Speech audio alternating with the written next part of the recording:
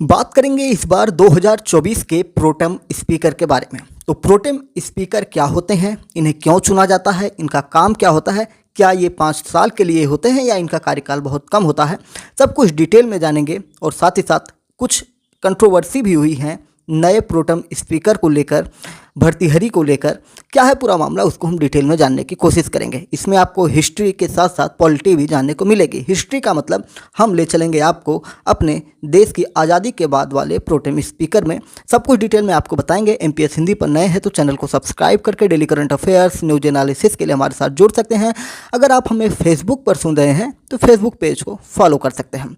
बात कर रहे हैं 2014 की। तो 2014 के लोकसभा चुनाव में जब बीजेपी ने पूर्ण बहुमत की सरकार बनाई, तब देश में पहली बार नरेंद्र मोदी प्रधानमंत्री बने और सरकार ने उस वक्त लोकसभा के सबसे सीनियर सांसद कांग्रेस के कमलनाथ को प्रोटेम स्पीकर बनाया जाता है। संवैधानिक रूप से अगर हम देखें तो इसमें यह कहा जाता है कि संसद में जो सबसे सीनियर व्यक्ति हैं वो प्रोटेम स्पीकर बनेंगे। अब इसमें सीनियर व्यक्ति उम्र के हिसाब से या संसद में पहुंचने के हिसाब से, यानी कि कितनी बार जीत कर पहुंचे हैं, कितने दिनों तक संसद में हैं, इसी चीज़ों को लेकर कंट्रोवर्सी बनी हुई है। यहाँ तक कि कमलनाथ ने 2014 में प्रधानमंत्री नरेंद्र मोदी समेत सभी सांसदों को शपथ दिलाई थी। यानी कि प्रधानमंत्री क्या होता है, वो भी एक सांसद होता है। प्रधानमंत्री कब बनता है, जब संसदीय दल जो होता है, यानी कि उनकी जो कैबिनेट मंत्री मिनिस्टर होते हैं, या एक तरह से अगर हम देखें तो जो चुने हुए सांसद होते हैं, यानी कि बहुमत दल का नेता होता है। 2019 में बीजेपी के वीरेंद्र कुमार सबसे सीनियर सांसद थे तो उन्हें प्रोटेम स्पीकर बनाया गया था। 2024 में भर्तृहरि महताब को प्रोटेम स्पीकर बनाने पर अब विवाद हो गया है। कांग्रेस ने कहा है कि ये बुलडोजर वाली मानसिकता है, सरकार पहले दिन से ही हमसे पंगा ले रही है। लोकसभा में सबसे सीनियर सांसद उम्र में नहीं कार्यकाल में को प्रोटेम स्पीकर बनाने की परंपरा रही है, जबकि लोकसभा में उनसे भी सीनियर सांसद मौजूद हैं। नंबर एक सवाल ये बनता है कि प्रोटेम स्पीकर होता क्या है और इस बार किसे चुना गया है। तो लोकसभा चुनाव के बाद जब पहला सत्र होता है तो उस वक्त संसद चलाने के लिए स्पीकर नहीं होता है। इसके लिए एक प्रोटेम स्पीकर का अस्थायी ओहदा बनाया गया है, यानी कि अस्थायी रूप से ये बने रहेंगे जब तक लोकसभा अध्यक्ष का चुनाव नहीं हो जाता है। प्रोटेम स्पीकर नए सांसदों को शपथ दिलाते हैं, लोकसभा अध्यक्ष का चुनाव करवाते हैं और नए अध्यक्ष के चुनाव तक सारी जिम्मेदारियां निभाते हैं। संविधान में प्रोटेम स्पीकर का जिक्र नहीं है, लेकिन संसदीय कार्य मंत्रालय के कामकाज पर ऑफिशियल हैंडबुक में प्रोटेम स्पीकर की नियुक्ति और शपथ ग्रहण के बारे में लिखा गया है। अगर आपसे पूछा जाए कि क्या ये संविधान में वर्णित है, तो बिल्कुल भी नहीं, संविधान में वर्णित नहीं है। ठीक है। आमतौर पर सदन के सबसे सीनियर और एक्सपीरियंस वाले नेता को प्रोटेम स्पीकर बनाया जाता है, भले ही वो विपक्ष का ही सांसद क्यों न हो। हालांकि ऐसा कोई लिखित नियम नहीं है। प्रोटेम स्पीकर की नियुक्ति कैबिनेट की सलाह पर राष्ट्रपति करते हैं। राष्ट्रपति ही शपथ भी दिलाते हैं। ये शपथ ग्रहण राष्ट्रपति भवन के एक कमरे में होता है। इस सादे समारोह में प्रधानमंत्री, सरकार के मंत्री, विपक्ष के नेता और सदन के वरिष्ठ सांसद मौजूद होते हैं। इस बार भर्तृहरि महताब को प्रोटेम स्पीकर बनाया गया है। भर्तृहरि महताब के बारे में कुछ चीज़ें आपको बता दें तो बेहतर होगा। ये 7 बार से सांसद हैं। बीजेडी नामक पार्टी से पहले थे, लेकिन 2024 में ये चुनाव जो था बीजेपी पार्टी में आकर इन्होंने लड़ा था। ये कटक उड़ीसा से सांसद हैं। बीजेपी पार्टी है इनकी, पिछली पार्टी बीजेडी थी। इनकी उम्र 66 साल है, यानी कि 66 ईयर्स ओल्ड। और पढ़ाई की बात करेंगे तो पोस्ट ग्रेजुएशन है। संपत्ति की बात करेंगे तो 19.90 करोड़ रुपए इनके पास हैं। यानी कि महताब लगातार 7 बार से ओडिशा की कटक सीट से सांसद हैं। 1998, 1999, 2004, 2009, 2014, 2019 और 2024 में ये सांसद चुने गए हैं। 2017 में इन्हें उत्कृष्ट सांसद से सम्मानित किया गया था। संसद रत्न पुरस्कार भी दिया जा चुका है। वो संसद की कार्यवाही में बढ़ चढ़कर हिस्सा लेते रहे हैं, यानी कि इनकी उपस्थिति बहुत ही बढ़िया रही है।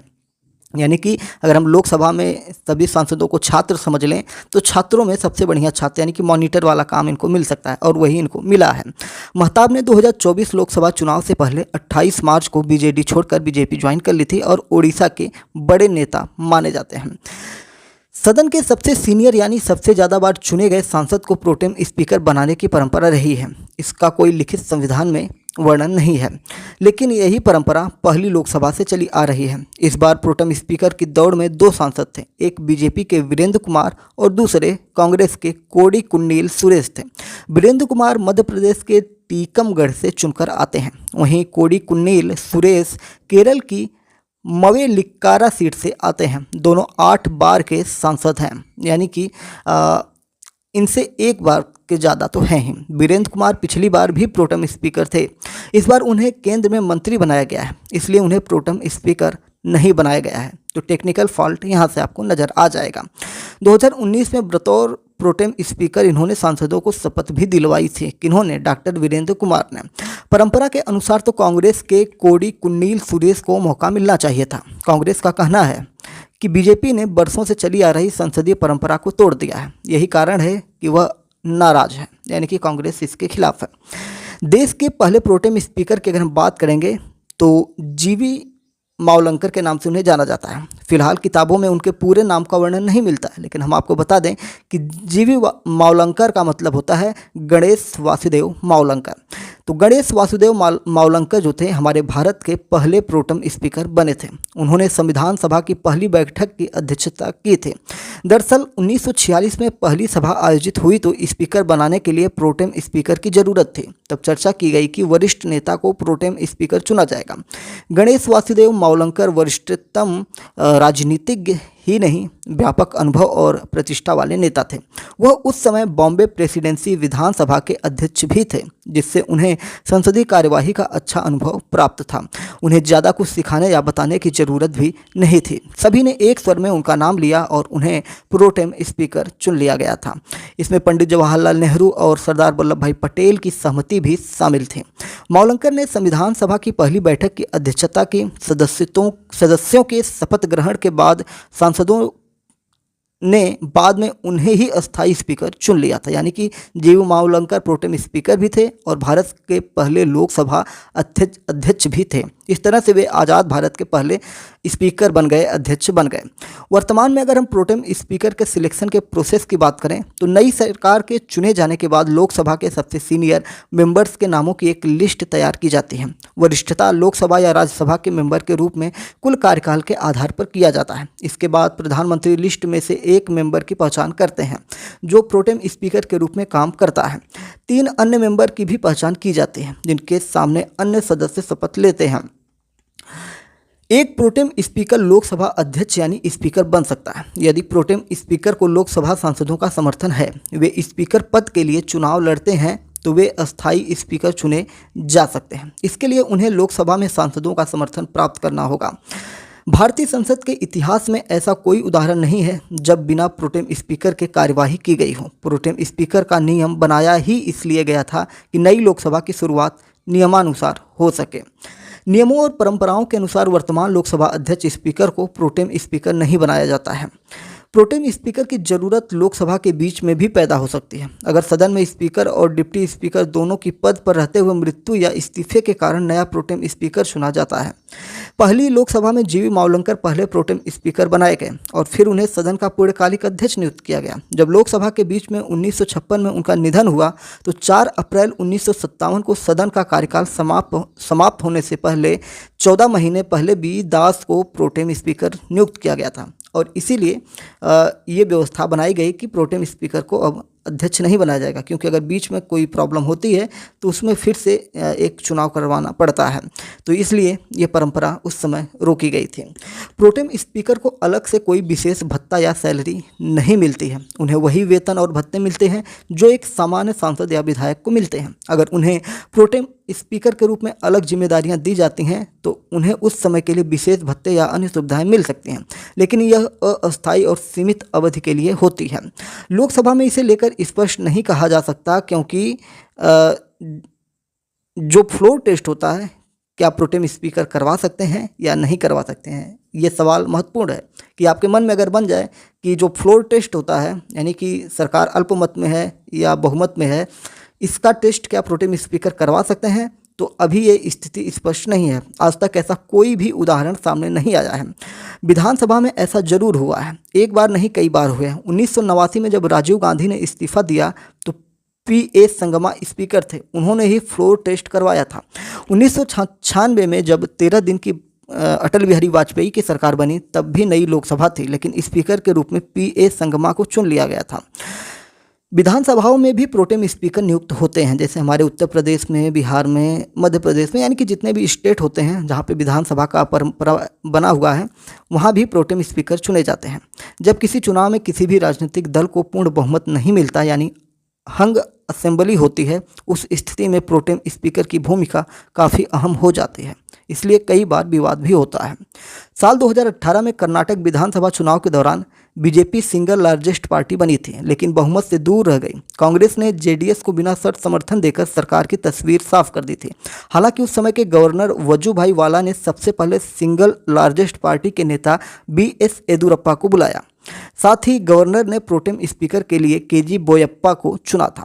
62 वर्षीय बोयप्पा 3 बार बीजेपी विधायक रह चुके थे। उनका नाम आने पर विरोध होने लगा। इसका कारण मोस्ट सीनियर विधायक वाला पैमाना था, यानी कि विधानसभा में सबसे सीनियर जो होगा उसी को बनाया जाएगा। कांग्रेस के RV देशपांडे 8 बार चुनाव जीत चुके थे और वहीं ये उनसे आंकड़ा ज़्यादा था, इसलिए परंपरा के आधार पर उन्हें प्रोटेम स्पीकर बनाया जाना चाहिए था। कर्नाटक से पहले भी कई बार सबसे सीनियर मोस्ट विधायक प्रोटेम स्पीकर नहीं बनाए गए हैं। कर्नाटक की तरह ही 2017 में गोवा में प्रोटेम स्पीकर की नियुक्ति को लेकर विवाद हुआ था। तब बहुमत परीक्षण के लिए 2 बार के बीजेपी विधायक सिद्धार्थ कुंकोलियंकर को प्रोटेम स्पीकर बनाया गया था।